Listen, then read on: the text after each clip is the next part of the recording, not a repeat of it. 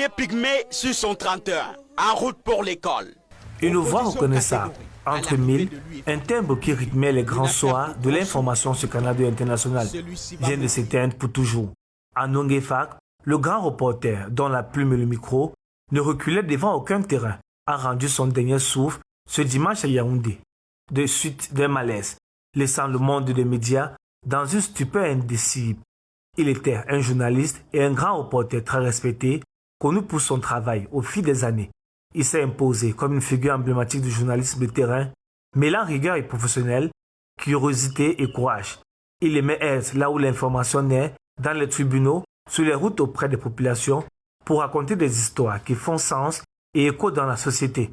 Dans sa longue liste de réalisations, il s'est distingué par la production de nombreux reportages, aussi pour la couverture des faits et des audiences liées à l'assassinat de l'animateur Asmani Zogo depuis 2023. Autre chose qui a fait parler, ses émissions comme Mot pour Mot ou La Rétro sur Canal 2 International.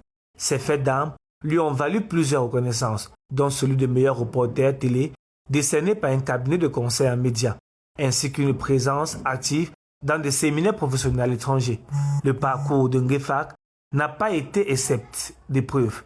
En mars 2025, il avait été victime d'un accident de la circulation qui avait failli lui coûter la vie, mais dont il était sorti vivant après des soins. La nouvelle de son décès de suite d'un malaise a suscité une vive émotion parmi les confrères et amis. Les confrères gardent de lui un professionnel engagé et une voix qui manquerait cruellement à la presse camerounaise. Plus qu'un journaliste, Anou Ngefak était un conteur d'histoires vraies, un témoin des réalités et un formateur implicite pour toute une génération de jeunes reporters qui aspirent à faire de l'information un instrument de vérité et de progrès.